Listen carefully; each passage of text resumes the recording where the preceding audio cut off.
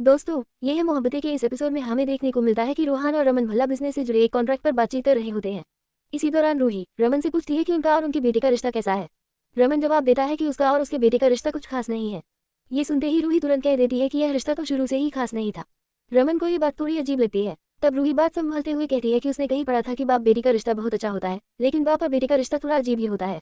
इस पर रमन कहता है कि इस मामले में वह खुद को लकी मानता है, क्योंकि उसकी एक छोटी सी बेटी है जो उसकी जान है। वह पूरे घर में उसी की बात मानता है और वह उसके लिए इस दुनिया में सबसे ज्यादा स्पेशल है। रूही मन ही मन सोचती है कि शायद आज भी रमन भल्ला उसे प्यार करता है और उसे याद करता है। लेकिन जैसे ही रमन पीहू का नाम लेता है, रूही को गुस्सा आ जाता है। वह तुरंत इमोशंस की बातों से हटकर कॉन्ट्रैक्ट की ओर आ जाती है और कहती है कि उन्हीं काम की बातें करनी चाहिए। वह ये भी कहती है कि उसे जल्द से जल्द शूट खत्म करना है ताकि वह अमेरिका वापस जा सके। रमन उसे पूछता है कि उसका दूसरा शूट कब है और कहता है कि वह चाहता है कि रूही सबसे पहले उनकी कंपनी की शूट को प्रायोरिटी दे। इस पर रूही एक शर्त रखती है कि अगर रमन चाहता है कि वह उसकी कंपनी के लिए एक्सक्लूसिव काम करे तो उसे डबल पे देना होगा।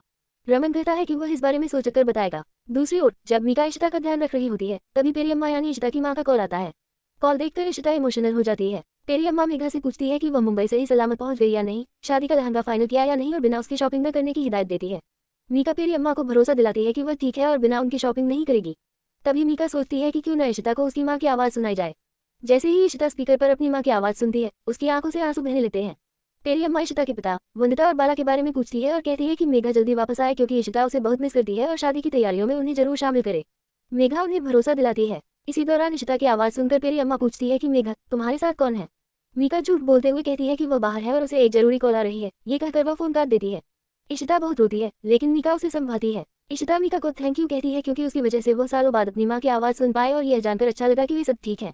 उधर मीका की अम्मा शांत बैठी होती है। वंदिता उनसे पूछती है कि क्या हुआ। वह कहती है कि ऐसा लगा जैसे किसी अपने की आवाज सुनी हो।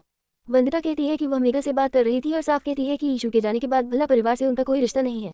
बाला समझाने की कोशिश करता है कि ईशू के जाने की वजह रोमी नहीं है और मीका उनके घर की बेटी है। लेकिन वंदिता बहस नहीं करना चाहती और वहां से चली जाती है। मीका की अम्मा उसे मनाना चाहती है, लेकिन बाला उन्हें रोकता है और कहता है कि वह खुद मान जाएगी।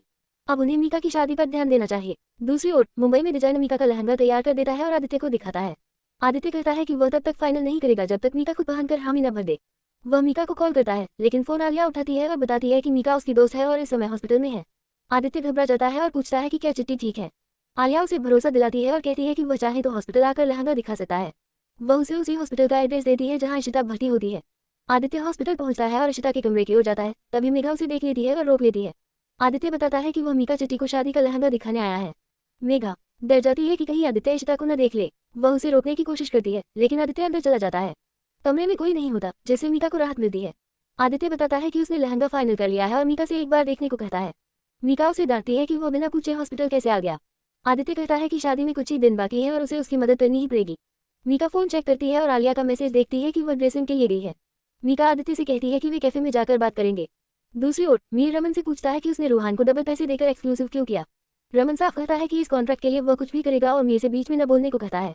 उधर श्रवण के दोस्त खेल खेल में उसका मजाक उड़ाते हैं और कहते हैं कि अगर उसके अब्बा उन्हें फोन न करते तो वे उसे खेलने के लिए पूछते भी नहीं। श्रवण को ये बात बहुत बुरी लगती है। वहीं मनी इशिता का बहुत ख्याल रख रहा होता है। इशिता को पुरानी यादें ताज़ा हो जाती है कि कैसे रमन उसका ध्यान रखा करता था।